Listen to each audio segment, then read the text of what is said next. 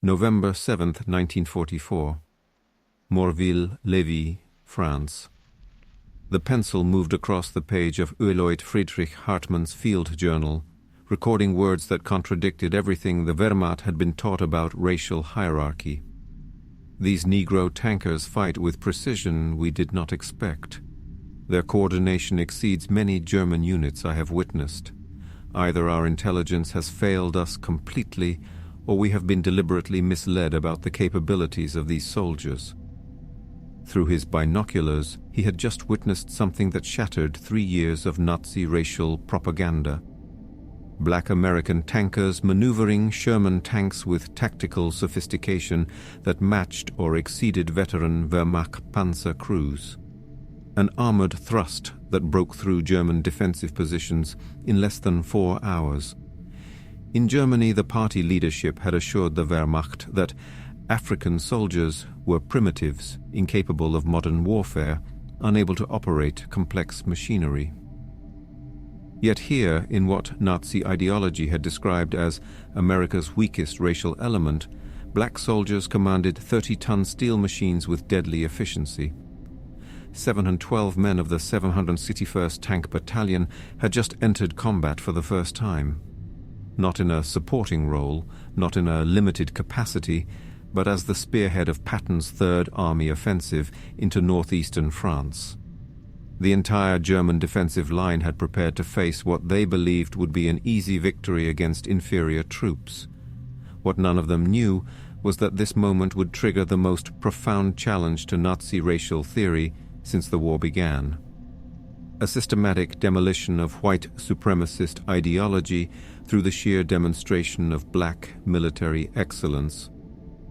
The mathematics of ideological collapse were being written not in propaganda leaflets, but in combat statistics that would soon shatter every assumption Wehrmacht soldiers carried about race capability and the nature of military prowess. The journey to this moment had begun on April 1, 1942, at Camp Claiborne, Louisiana. The 761st Tank Battalion was activated as part of an experiment the United States Army didn't fully believe in. American military doctrine in 1942 held that black soldiers were unsuitable for combat roles. Decades of institutional racism had relegated African Americans to labor battalions, mess duties, and service positions. The creation of the 761st represented a grudging concession to political pressure from black newspapers and civil rights organizations, not a genuine commitment to integrated warfare. Among the men who reported to Camp Claiborne was 23-year-old Reuben Rivers, born in Tecumseh, Oklahoma, and raised in Hotolka.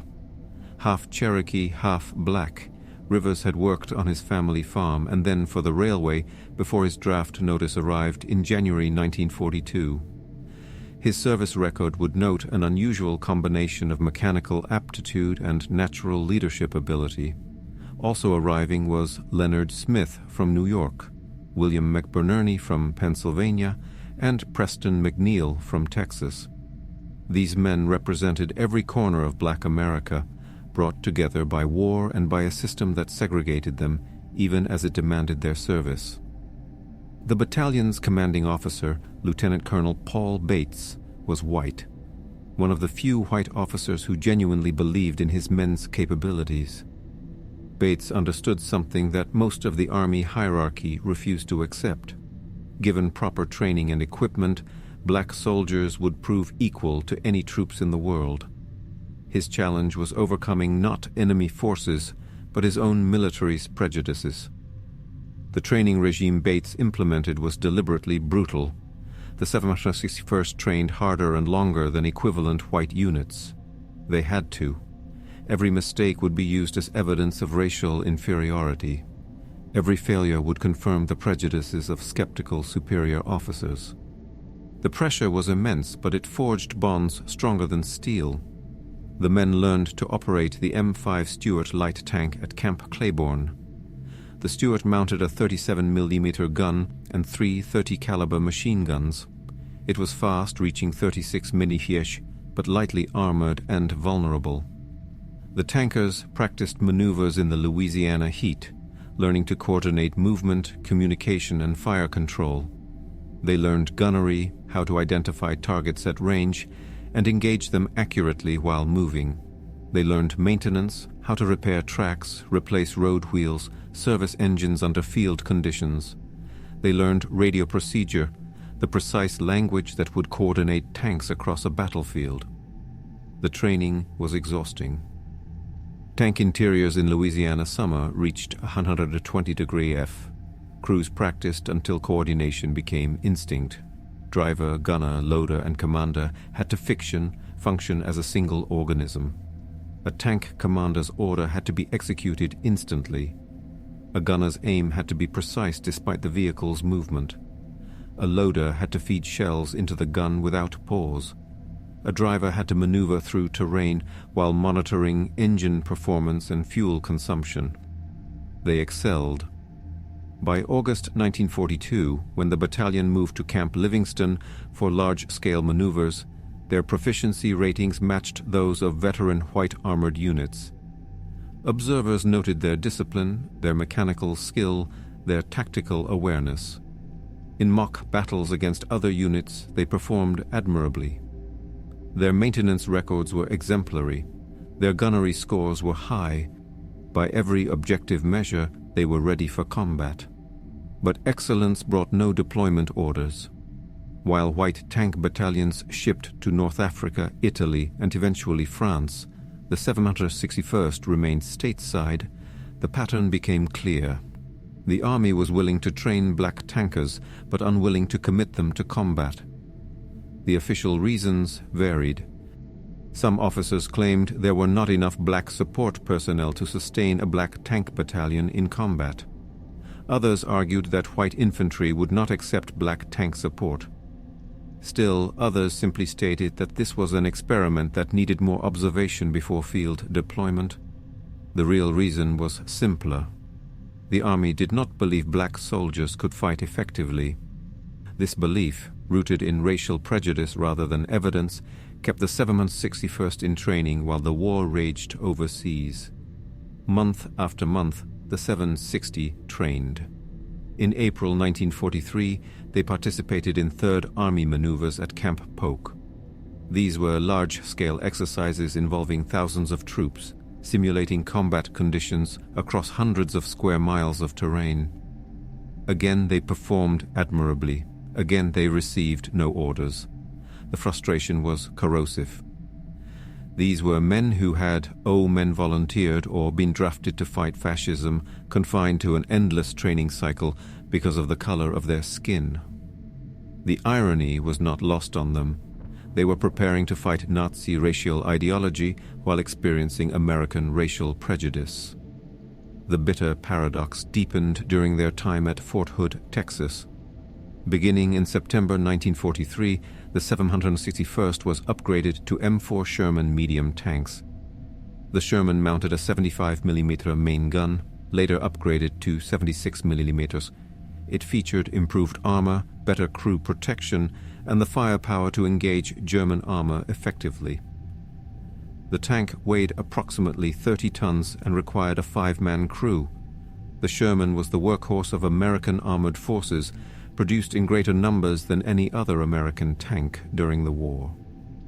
The men threw themselves into mastering the new equipment.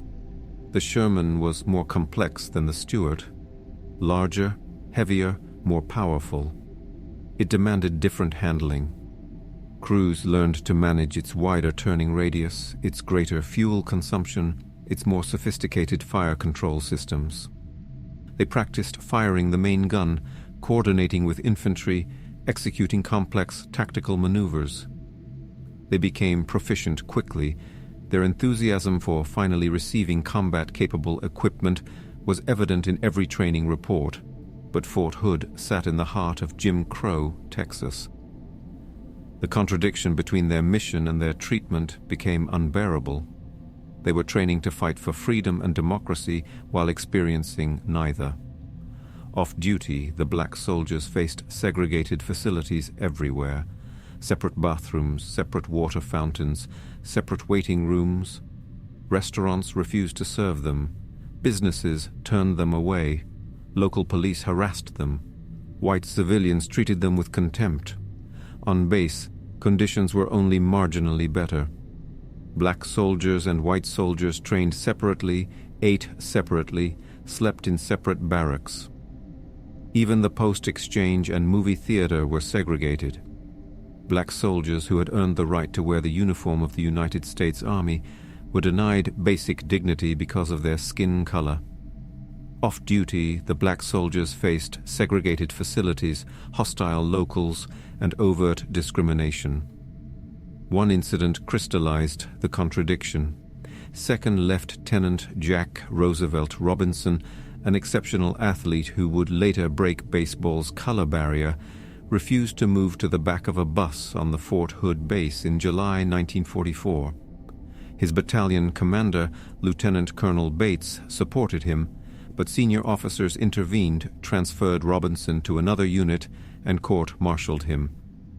Robinson was eventually acquitted, but too late to deploy with the 760. The message was clear. Black soldiers, no matter how capable, would be treated as second-class citizens. The deployment order finally came in June 1944. After 2 1/2 years of training, the 761st Tank Battalion was alerted for overseas movement. The men could hardly believe it. The war in Europe had been raging for nearly 5 years. D-Day had occurred on June the 6th. Allied forces were establishing themselves in France. The need for armored units was desperate. Finally, the 761st would get their chance to prove what they had been insisting all along. They were ready. On August 27, 1944, they boarded the troop ship Esperance Bay in New York Harbor. 712 men, along with their personal equipment, prepared for the voyage across the Atlantic. They could not bring their tanks. Those would be issued in England, but they brought everything else: weapons, tools, spare parts, personal gear. The organized chaos of embarkation filled the docks as units loaded supplies and equipment. The Esperance Bay was a British vessel, one of hundreds of ships moving men and material across the Atlantic to feed the war in Europe. The accommodations were cramped. Soldiers slept in bunks stacked 4 high in holds that had been converted to troop quarters. Meals were served in shifts. Space was at a premium, but the men's spirits were high. After years of waiting, they were finally going to war. The 10-day voyage to England gave them time to process what lay ahead. They were about to become the first black armored unit to see combat in the European theater. Other black units had fought before them. The 92nd Infantry Division had seen combat in Italy. Separate black artillery battalions had supported white infantry divisions, but no black tank battalion had yet entered combat in Europe. The 761st would be first. The weight of representation bore heavily on their shoulders. Every action would be scrutinized. Every mistake would be magnified. Success would challenge prevailing assumptions about race.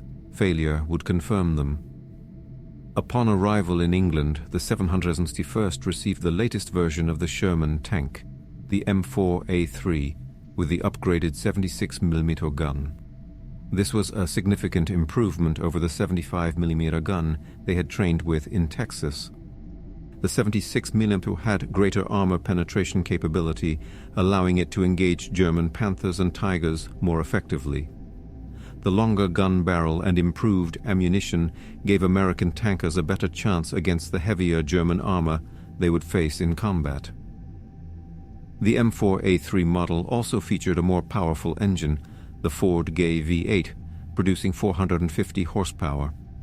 This engine gave the Sherman better acceleration and hill climbing ability than earlier models. The improved power plant made the 30-ton tank more responsive in combat, allowing it to maneuver quickly and take advantage of terrain. These improvements mattered. In tank combat, speed and firepower often meant the difference between survival and death.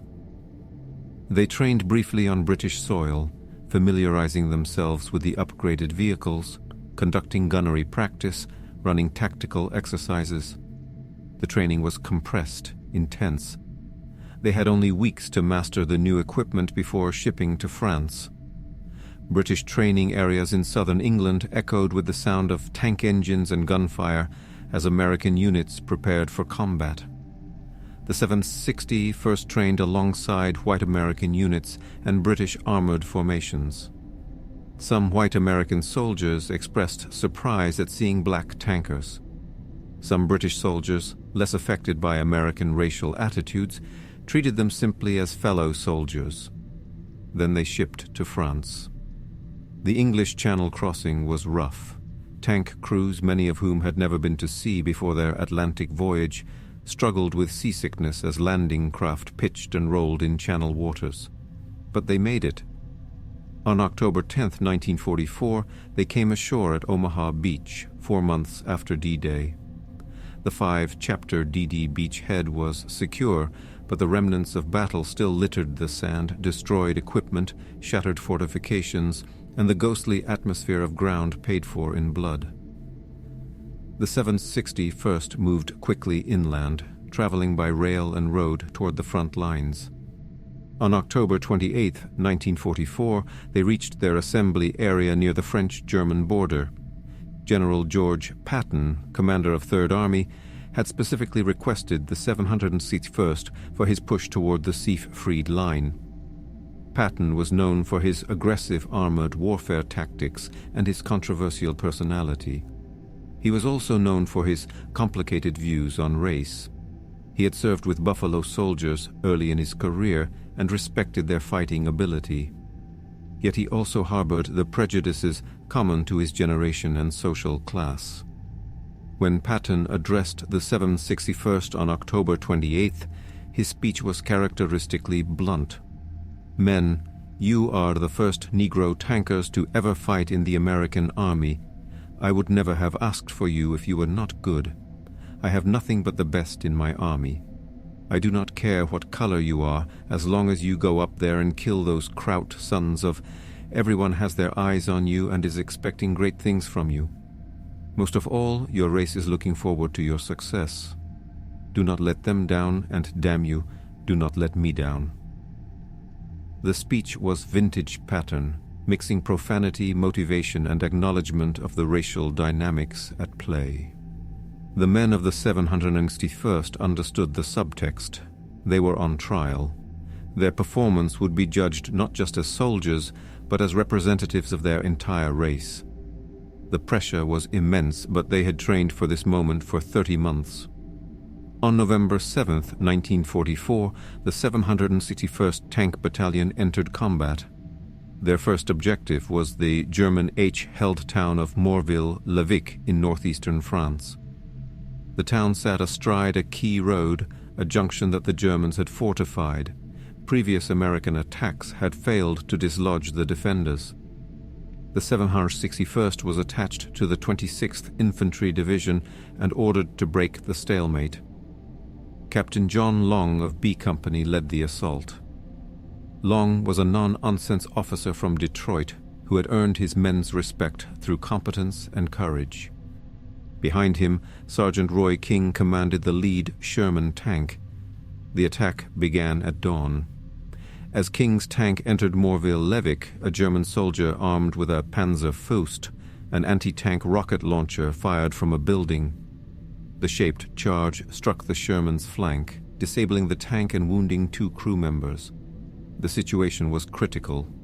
The lead tank was immobilized, blocking the narrow street. German defenders were converging on the position. King and his crew dragged the wounded men to cover behind the tank. Then, using small arms and the tank's remaining operational weapons, they killed the Panzerfaust, a gunner, and the crew of a nearby German anti-tank gun. The rest of B Company pushed into the town. Staff Sergeant Reuben Rivers encountered a German roadblock, a felled tree reinforced with mines blocking the advance. German mortar and small arms fire pinned down the accompanying infantry. The entire attack threatened to bog down. Without hesitation, Rivers dismounted from his tank. Under direct fire, he attached a tow cable to the roadblock and climbed back into his Sherman. His tank dragged the obstacle clear, allowing the column to advance and the infantry to break free from their exposed position. For this action, Rivers would later receive the Silver Star. By the end of the day, November 7th, the 761st had captured Morville-Levick. The Germans had defended stubbornly, but the Black Panthers, as the battalion had nicknamed themselves after their unit insignia, had prevailed. The cost was significant. Sergeant Roy King died of his wounds. Other casualties mounted, but the 761st had proven they could fight. More importantly, they had proven they could win. German prisoners taken at Morville-Levick revealed something unexpected: confusion. Wehrmacht officers had been told that black American soldiers were poorly trained, poorly led, and would break under pressure. Instead, they had encountered a well-coordinated armored infantry team that maneuvered with precision and fought with determination. One captured German officer compared Sergeant King's conduct to that of a Russian tank crew under similar circumstances, acknowledging the tactical competence displayed. The 761st pushed forward. On November 8th, they fought at Vickers. On November 9th, they assaulted Château Salins after a 4-hour battle. On November 10th, they captured Deur. Each engagement reinforced the same pattern. The Black Panthers fought effectively, adapted to changing battlefield conditions, and achieved their objectives.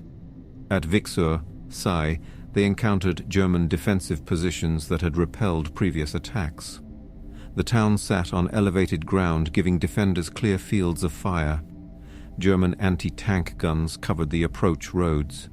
Machine gun positions dominated key intersections. The 761st coordinated with infantry, using smoke to obscure German observation, suppressing defensive positions with tank fire, while infantry advanced undercover. They took the town with minimal casualties through superior tactics and coordination. At Château-Salins, they faced a more determined defense. German troops had fortified stone buildings, creating strong points that dominated the town's center. Tank main guns proved effective against these positions, reducing them methodically while infantry cleared surrounding structures. The 4-hour battle demonstrated the battalion's growing combat effectiveness. They were learning, adapting, improving with each engagement. The men themselves were surprised by how well they performed under fire. Years of training had prepared them technically, but combat revealed character. Fear was universal, but they functioned despite it. The sounds of battle, the smell of cordite, the sight of casualties, all the sensory overload of combat became manageable through training and leadership. Tank commanders made decisions calmly under fire. Crews executed orders despite danger. The battalion functioned as it had been designed to function. Sergeant Warren Cressy became legendary for his courage. When his Sherman was knocked out by a German anti-tank gun, Cressy jumped out, commandeered a machine gun on a nearby half-track, and used it to eliminate the enemy crew. Then he climbed onto another tank and continued fighting. His actions earned him a battlefield commission to second lieutenant. Cressy's combat record over the entire campaign was extraordinary. He fought at the front continuously, demonstrating tactical skill and personal courage that earned respect from everyone who witnessed it.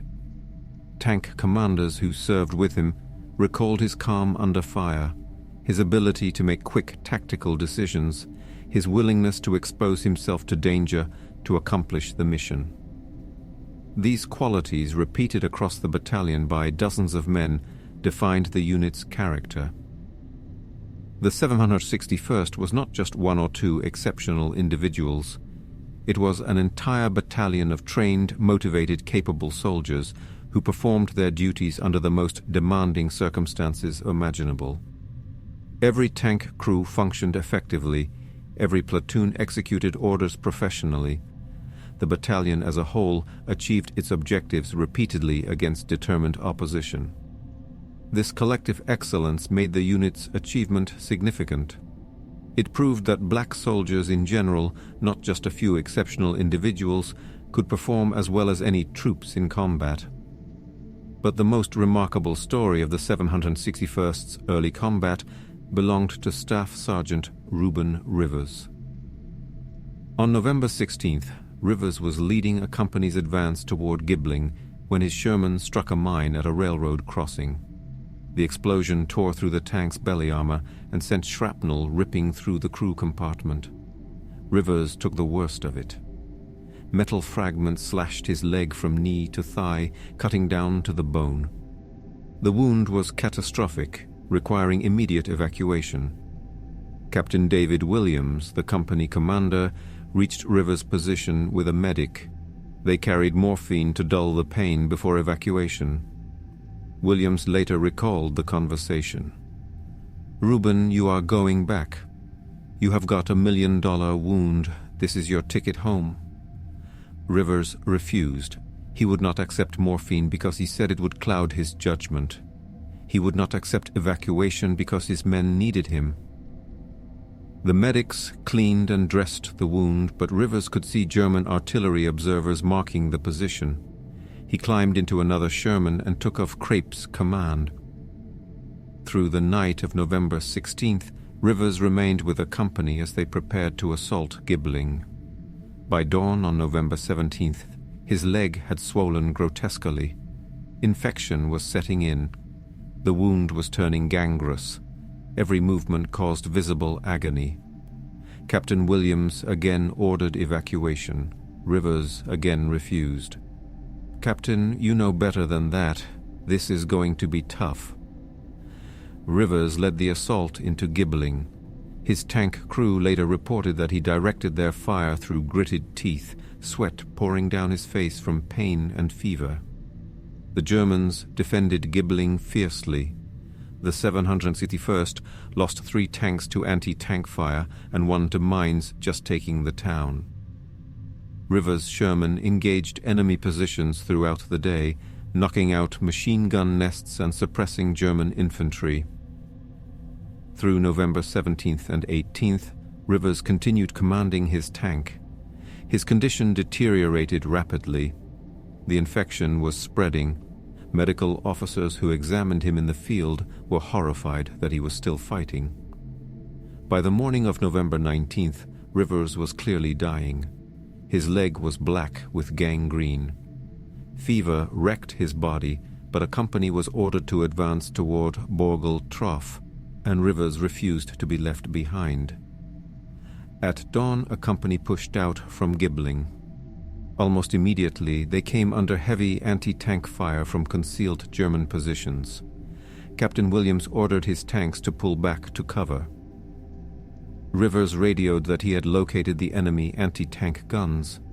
He and another Sherman moved forward to engage, covering the company's withdrawal. The German guns concentrated their fire on the 2 exposed American tanks. Armor-piercing rounds struck Rivers' Sherman repeatedly. One penetrated the turret. The tank exploded. Staff Sergeant Reuben Rivers died instantly. 2 other crew members were killed. The survivors were wounded. Rivers had fought for 3 days with a wound that should have killed him on day 1. His leadership and sacrifice had enabled a company to capture 2 heavily defended towns and inflict significant casualties on German forces. For his actions from November 16th to 19th, Rivers would eventually receive the Medal of Honor, though not until January 1997, 53 years after his death. The 761st Tank Battalion continued fighting. There was no time to process grief. The war demanded constant forward motion. On December 16, 1944, Germany launched its last major offensive in the West. The Battle of the Bulge caught Allied forces by surprise, creating a dangerous salient in American lines and threatening to reach the port of Antwerp. The 761st was rushed north to help contain the German breakthrough. They were attached to the 87th Infantry Division and thrown into the fight for the Belgian town of Tillet. The movement north was chaotic. Allied forces were scrambling to respond to the poem. Surprise German offensive. Roads were clogged with retreating units, refugees, and supply columns. The 760 first moved through this chaos, reaching their assembly area on January 6, 1945. They went into action immediately. The battle for Tull would prove to be one of the fiercest engagements the Black Panthers fought. German SS Panzer troops defended the town with fanatical determination. These were elite units, experienced soldiers who had fought on the Eastern Front and knew how to defend against armor. They had prepared Tillet carefully, positioning anti-tank guns to cover approach routes, mining roads, fortifying buildings. They were determined to hold. Winter weather added another layer of misery. Temperatures dropped below freezing. Snow accumulated to several feet in places. Visibility was often reduced to meters by blowing snow. The cold was brutal. Tank engines struggled to start. Mechanical systems froze. Ammunition had to be warmed before loading or it would jam. Crews wore every layer of clothing available, but still suffered from the cold. The Sherman's narrow tracks struggled for traction on frozen ground. Tanks slipped and slid on ice. Drivers fought to maintain control on slopes. The narrow tracks distributed the tank's 30-ton weight over less surface area than wider tracks would have, reducing grip on ice and snow. Movement that would have been simple in summer became treacherous in winter conditions. During the Till operation, the 761st encountered something new: psychological warfare directed specifically at them as black soldiers. German radio broadcasts delivered by American-born propagandist Mildred Gillers, known as Axis Sally, jammed American communications channels. Good morning, Negro soldiers of the 761st.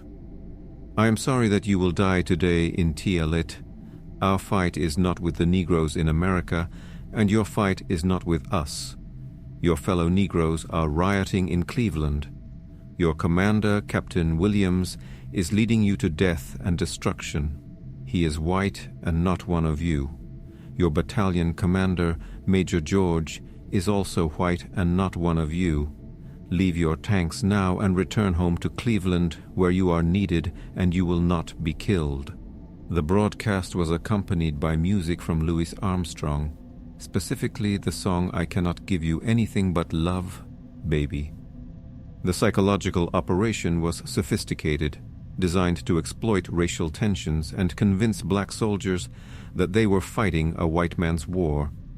It failed completely. The men of the 760 first understood exactly what they were fighting for. Not just against Nazi Germany, but against the very racial ideology that Axis Sally's broadcast represented.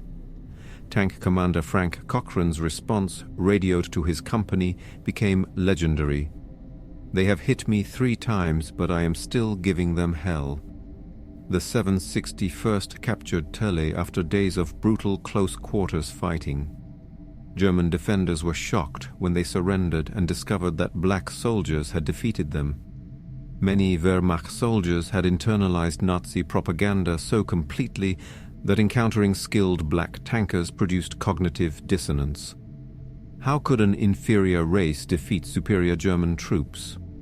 German prisoners captured by the 760 first often displayed visible confusion and fear. One prisoner at Till asked, "What are you doing here? This is a white man's war." The answer, obvious to everyone except true believers in racial theory, was that Nazi racial ideology was simply wrong. Nazi propaganda about black soldiers being inferior was extensively documented and widespread. The regime had conducted propaganda campaigns depicting black people as subhuman since the 1920s, long before the war began. These campaigns served multiple purposes. They reinforced Nazi racial theories at home. They prepared German soldiers to view their enemies as inferior. They attempted to divide Allied forces by exploiting racial tensions. The regime had spent years building these beliefs. Hitler's Mein Kampf, written in 1925 and 1926, contained explicit references to contamination of the white race through contact with black people. The book argued that racial mixing would lead to the decline of civilization. These ideas were not fringe beliefs, but central Nazi doctrine taught in schools, preached in propaganda, enforced through law. The Nuremberg Laws of 1935, primarily known for targeting Jews, also applied to black people in Germany. People of African descent were classified as racially alien. They faced legal discrimination, social ostracism, and eventually violent persecution. Approximately 500 Afro-Germans, people with one or more African ancestors living in Germany, were forcibly sterilized under Nazi racial hygiene programs between 1937 and 1945. The goal was to prevent what Nazis called racial contamination. During the war, the German military distributed propaganda leaflets to black American soldiers in November 1944, attempting to convince them they were fighting for a nation that oppressed them. These leaflets, examples of which are preserved in the United States Holocaust Memorial Museum collection, depicted scenes of lynching and discrimination in America. They asked black soldiers why they were fighting for a country that treated them as second-class citizens. The psychological operation was sophisticated but ultimately ineffective because it underestimated black soldiers' understanding of what they were fighting against. Nazi cartoons depicted black soldiers as primitives incapable of modern warfare. German propaganda magazines published illustrations showing black American troops as savage subhuman figures who threatened civilization. These images drew on centuries of racist stereotypes amplified by Nazi ideology. Wehrmacht soldiers were exposed to this propaganda throughout their training and service. Many internalized it completely. The black horror on the Roueny propaganda campaign had portrayed African soldiers in the French army during World War I as savages who committed atrocities against German civilians.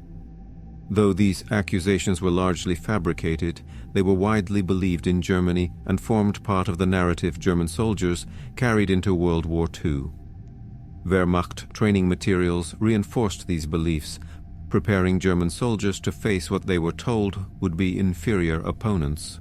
German military intelligence assessments of American forces consistently underestimated black units, predicting they would break under pressure and fight poorly. These assessments reflected ideological bias rather than objective analysis. When reality contradicted these predictions, many German soldiers experienced cognitive dissonance that began to crack their faith in Nazi ideology. The reality proved devastatingly different. The 760 continued operations through the winter of 1944 and into 1945. They fought in the Rhineland campaign, breaching the Siegfried Line in March 1945. This accomplishment was particularly significant. The Siegfried Line, known to Germans as the West Wall, was a series of fortifications along Germany's western border. It stretched for nearly 400 minutes from the Netherlands to Switzerland. The line consisted of more than 18,000 bunkers, tunnels, and tank traps. Concrete fortifications housed anti-tank guns and machine guns with interlocking fields of fire, dragon's teeth, pyramid-shaped concrete obstacles, blocked tank movement, minefields covered approaches. The Germans had spent years building these defenses and considered them virtually impenetrable. Breaking through required coordinated infantry tank assaults against prepared positions defended by experienced German troops who were now fighting for their homeland. The 761st participated in multiple assaults on Siegfried Line positions. Each attack required meticulous planning. Engineers cleared mines and demolished obstacles under covering fire from tanks. Infantry advanced in close coordination with armor, each supporting the other. Artillery suppressed German defensive positions, while tanks and infantry maneuvered into assault positions. These were set-piece battles, deliberate attacks against prepared defenses. They required patience, coordination, and courage. During the period from March 20th to 23, 1945, the 761st achieved one of its most impressive tactical victories. In this 4-day operation, breaking through fortified Siegfried Line positions near Rhein-Durkheim, They inflicted approximately 4,000 enemy casualties, killed and wounded, and captured 3,210 prisoners, German units. Defending this sector included elements of the Luftwaffe Field Division and Volkster militia, as well as regular Wehrmacht infantry. The breakthrough allowed Allied forces to advance deeper into Germany, collapsing German defensive lines and hastening the end of the war. This single operation demonstrated the full evolution of the battalion's combat effectiveness. The inexperienced unit that had entered combat in November had become a veteran formation capable of executing complex combined arms operations against determined opposition. Their success proved that skill, training, and leadership mattered more than race. The 760 performed this mission repeatedly. Their tactics evolved with experience. They learned to suppress German anti-tank guns with coordinated fire. They developed techniques for clearing towns and fortifications. They became experts at combined arms warfare, integrating their armor with infantry, artillery, and air support. By late March 1945, the Black Panthers were among the most experienced armored units in Patton's Third Army. German prisoners taken by the 761st were treated according to the Geneva Convention with professionalism and humanity. This behavior, so at odds with what German soldiers had been told to expect from black soldiers, created another crack in Nazi ideology. If the Nazis had lied about black soldiers being murderous primitives, what else had they lied about? Some German prisoners later testified that capture by black American troops was the moment they began questioning everything the Third Reich had taught them. At the end of March 1945, the 761st crossed the Rhine River and pushed deep into Germany. The Rhine crossing was a major Allied operation. The river had served as Germany's last major natural defensive barrier in the west.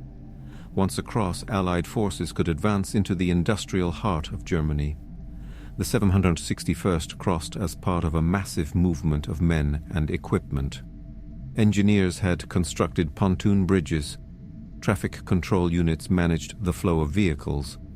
The crossing was orderly, professional, a demonstration of Allied logistical superiority. Over the following weeks, they participated in the encirclement of German forces in the Ruhr pocket.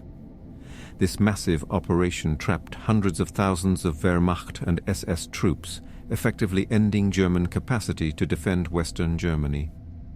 The Ruhr was Germany's industrial heartland. Losing it meant losing the capacity to produce weapons, ammunition, and supplies. German forces attempted to break out of the encirclement. They failed. Allied forces tightened the noose methodically. The 761st's role was to maintain pressure on retreating German forces, preventing them from establishing new defensive lines. They conducted pursuit operations, moving rapidly to keep enemy units off balance. They engaged in meeting engagements with German forces, attempting to withdraw.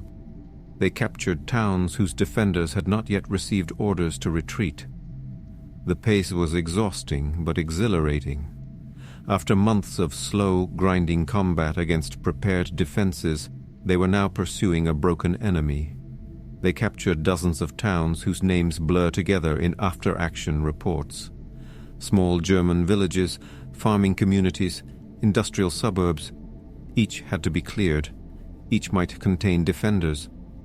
Tank crews remained alert despite fatigue, scanning for threats, ready to engage. Infantry followed close behind, clearing buildings, taking prisoners. The routine became familiar. Approach town. Suppress any resistance with tank fire. Infantry moves in, clear structures, move to next objective. They destroyed hundreds of German vehicles, trucks abandoned by retreating units, staff cars whose officers had fled on foot, half-tracks out of fuel, artillery pieces left behind. Some were destroyed by tank fire. Others were simply disabled to prevent future use. The roads of Germany in April 1945 were littered with abandoned equipment, evidence of a collapsing army. Throughout the campaign, they maintained operational effectiveness despite equipment wear and continuous combat stress. Tank maintenance was crucial. Tracks wore out, engines needed service, weapons required cleaning, ammunition had to be loaded, fuel had to be found. The maintenance crews and supply personnel who kept the tanks running rarely received recognition, but without them, the combat crews could not have functioned. Their maintenance crews performed miracles keeping vehicles functional. Working through the night, often under fire, they replaced damaged parts, repaired broken systems, kept the Shermans rolling. Some vehicles that should have been sent to rear area maintenance depots were kept operational through improvisation and determination. Crews cannibalized damaged tanks for parts. They fabricated repairs from available materials. They did whatever was necessary to keep their vehicles in the fight. Their tank commanders adapted to fighting with replacement personnel who arrived with less training than the original battalion members. By April 1945, the battalion's composition had changed significantly. Combat losses and non-battle casualties had been replaced by new personnel. These replacements, often arriving straight from training with no combat experience, had to learn quickly. Veteran crew members taught them.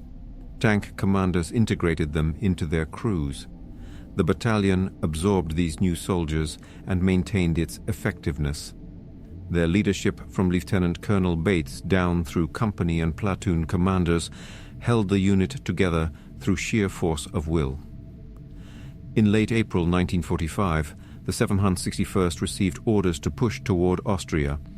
They were among the first American units to link up with Soviet forces advancing from the east. On April 26, 1945, tanks of the 761st met Soviet armor near Steyr, Austria. The meeting was symbolic. Allied forces from west and east had split Germany in two. The Third Reich was finished. For the men of the 761st, the encounter with Soviet soldiers proved memorable. Soviet tank crews included women. Leonard Smith, a gunner in the 761st, recalled being embraced by a Russian woman tanker who shouted America repeatedly while nearly crushing him in her enthusiasm. The cultural exchange was brief but meaningful. Soldiers who had fought across thousands of miles to defeat fascism shared a moment of triumph. May 8th, 1945, Victory in Europe Day. The war in Europe officially ended. The 761st Tank Battalion had been in continuous combat for 183 days. No other American armored unit in the European theater fought for so long without relief. This extraordinary record was officially recognized in the Presidential Unit Citation signed by President Jimmy Carter in 1978. The statistics of their service were remarkable. They participated in 4 major Allied campaigns: the Northern France Campaign, the Rhineland Campaign, the Ardennes-Alsace Campaign, and the Central Europe Campaign. They fought across 6 countries: France, Belgium, Luxembourg, the Netherlands, Germany, and Austria. They liberated or captured over 30 towns. Over the course of the entire 183-day campaign, they inflicted approximately 130,000 casualties on German forces through direct combat, artillery coordination, and combined operations with infantry divisions. 3 officers and 31 enlisted men of the 761st were killed in action. 22 officers and 180 enlisted men were wounded. The battalion also suffered 44 non-battle casualties in November 1944 alone, including injuries, illness, and combat fatigue. When including replacements received and subsequently lost over 183 days of continuous combat, the overall casualty rate approached 50% as stated in the Presidential Unit Citation. For their service, members of the battalion received 11 Silver Stars, 69 Bronze Stars, and approximately 300 Purple Hearts. Staff Sergeant Reuben Rivers received the Medal of Honor posthumously in 1997, awarded by President Bill Clinton on January 13th of that year. In 1978, President Jimmy Carter awarded the 761st Tank Battalion the Presidential Unit Citation, recognizing their extraordinary heroism and performance. The citation was made official on April 10, 1978, but the most significant impact of the 761st cannot be measured in statistics. Their combat performance fundamentally challenged racial assumptions that had dominated American military thinking for decades. They had proven that black soldiers, given proper training, equipment, and leadership, performed as well as any troops in the army. This evidence would play a crucial role in the political and military push to desegregate the American armed forces. The return home proved bittersweet for the men of the 761st. They had fought courageously for their country, defeating an enemy dedicated to racial supremacy. They expected recognition, respect, and gratitude. What many received instead was renewed discrimination. Veterans of the 760 returned to a segregated America. They could not eat in certain restaurants, stay in certain hotels, or live in certain neighborhoods. Men who had commanded tanks in combat found themselves relegated to menial jobs. Heroes who had earned silver stars faced casual racism from civilians who had never left home. The disconnect was painful and radicalizing. The men of the 761st had risked everything for America. They had proven their worth in the most demanding crucible imaginable, yet they still faced second-class citizenship. This experience, shared by thousands of black veterans returning from World War II, fueled the growing civil rights movement. If America could ask black citizens to fight and die for freedom abroad, it could not justifiably deny them freedom at home. The argument became impossible to refute. Black veterans had demonstrated courage, competence, and sacrifice equal to any American soldiers. Denying them equal rights at home while celebrating their victories abroad exposed the moral bankruptcy of segregation. The political pressure became overwhelming. Organizations like the NAACP used the combat records of units like the 761st as evidence in their campaigns for equality. Black newspapers published accounts of battlefield heroism alongside stories of discrimination at home. The contradiction became too glaring to ignore. Veterans testified before Congress about fighting fascism abroad while facing discrimination at home. Their testimony carried weight that no academic argument could match. They had bled for America. They had proven their worth under fire. They demanded recognition. White veterans also played a role. Many soldiers who had served alongside black support troops or who had been supported by black tank battalions in combat returned home with changed perspectives. They had seen black soldiers fight and die. They had been saved by black tankers.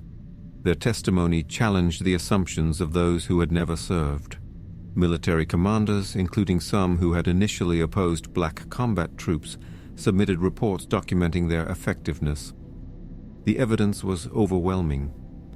President Harry Truman signed Executive Order 9981 on July 26, 1948, mandating the desegregation of the United States Armed Forces.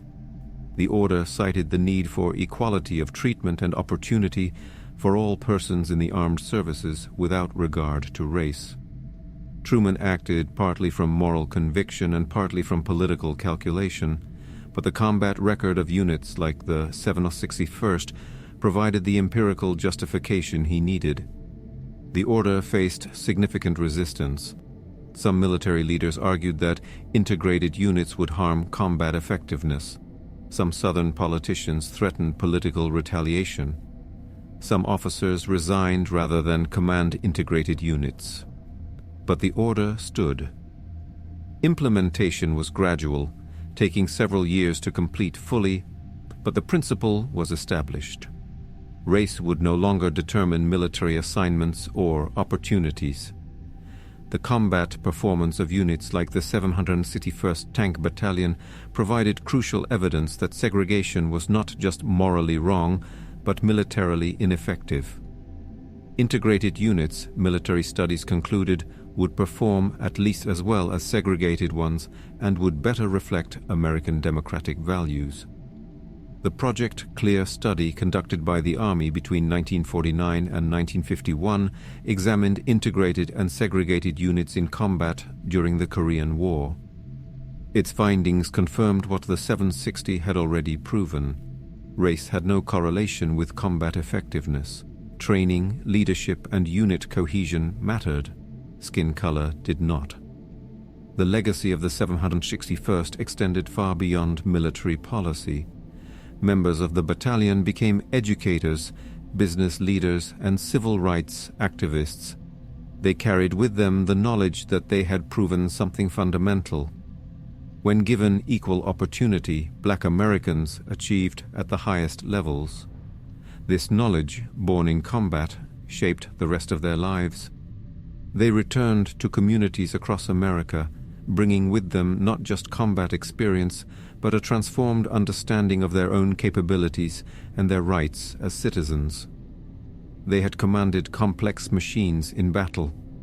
They had made life and death decisions under fire.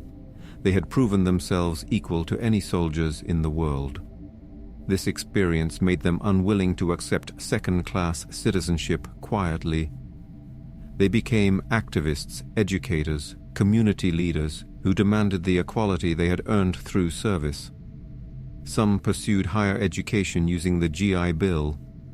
The Servicemen's Readjustment Act of 1944 provided educational benefits to veterans. For many Black veterans, this represented their first opportunity for college education. They attended historically Black colleges and universities across the South. They enrolled in integrated universities in the North and West. They pursued degrees in engineering, medicine, law, education, business. Their wartime experience had shown them what they could achieve. Their education gave them tools to achieve it. Captain Ivan Harrison, who commanded troops in the 761st, later became a physician. He attended medical school after the war, completed his residency, and practiced medicine for decades. His path from tank commander to doctor exemplified the potential unlocked when barriers fell. Harrison's story was repeated across the battalion. Men who might never have attended college in a segregated America used their veteran benefits and their proven capabilities to build professional careers. Leonard Smith worked for the New York Transit Authority Police, rising to a position of responsibility. He served his community in uniform again, this time as a law enforcement officer rather than a soldier. His military experience prepared him for this role. The discipline, the leadership training, the ability to function under pressure, all skills learned in combat, served him well in civilian life. Countless other veterans of the battalion contributed to their communities, carrying with them the pride of having served in a unit that changed history. They joined churches, civic organizations, veterans groups. They coached youth sports teams. They mentored young people. They served on school boards and city councils. They were active, engaged citizens who had earned their citizenship through service and demanded it be respected. Some became teachers, bringing military discipline and high expectations to their classrooms. They taught in segregated schools across the South, preparing the next generation of Black Americans for the opportunities they knew were coming. They taught in integrated schools in the North and West, demonstrating through their own achievements what Black Americans could accomplish. Their presence in these roles challenged stereotypes and opened minds. Others went into business, starting companies, creating jobs, building wealth in their communities.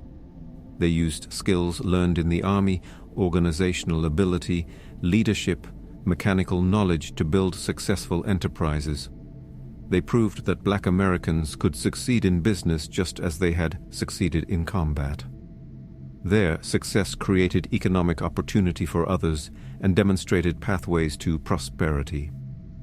In 2005, the United States Army dedicated a monument to the 761st Tank Battalion at Fort Cavazos, Texas, formerly Fort Hood, where the battalion had trained. The monument features 4 black granite tablets surrounding a marble sculpture of a kneeling tanker. Surviving veterans attended the dedication ceremony, many in their 80s, some in wheelchairs, all proud of what they had accomplished 6 decades earlier. The inscription honors their 183 consecutive days of combat without relief and their role in breaking Nazi racial ideology through demonstrated excellence. The 761st Tank Battalion demonstrated through action what words alone could never prove. They showed that courage recognizes no color, that skill is earned through training, not inherited through race, that leadership emerges from character, not complexion. They fought 2 wars simultaneously, one against Nazi Germany across the battlefields of Europe, another against the assumption of black inferiority that pervaded their own society. They won both wars through the same method, relentless excellence under impossible pressure. Every tank battle won became evidence against racial prejudice. Every German position captured became proof of capability. Every day of continuous combat without relief became testimony to endurance and professionalism. The Wehrmacht soldiers, who had been taught that black soldiers were inferior, learned the truth in combat. German troops who expected easy victories against racially inferior opponents discovered instead determined, skilled, and courageous adversaries who outfought them repeatedly. When German prisoners expressed shock at being captured by black tankers, they were confronting the collapse of an ideology built on lies. When the 761st entered combat on November 7, 1944, they carried more than ammunition and fuel. They carried the hopes of millions of black Americans who wanted the chance to prove their worth. They carried the burden of representation, knowing that their performance would be generalized to judge an entire race. They carried the weight of history, understanding that their actions would shape military policy and civil rights, progress for generations. They bore these burdens for 183 consecutive days of combat. They never faltered, they never broke. They never gave their enemies or their doubters any evidence to support racial theories. The Black Panthers of the 761st Tank Battalion proved that Nazi racial ideology was not just morally reprehensible, but factually wrong. In doing so, they helped dismantle similar prejudices within their own nation. Their legacy extends beyond the battlefields of Europe to the ongoing struggle for equality and justice. They demonstrated that when barriers fall and opportunity opens, excellence emerges regardless of race. That lesson, purchased with blood and courage across 183 days of unrelenting combat, remains their greatest victory.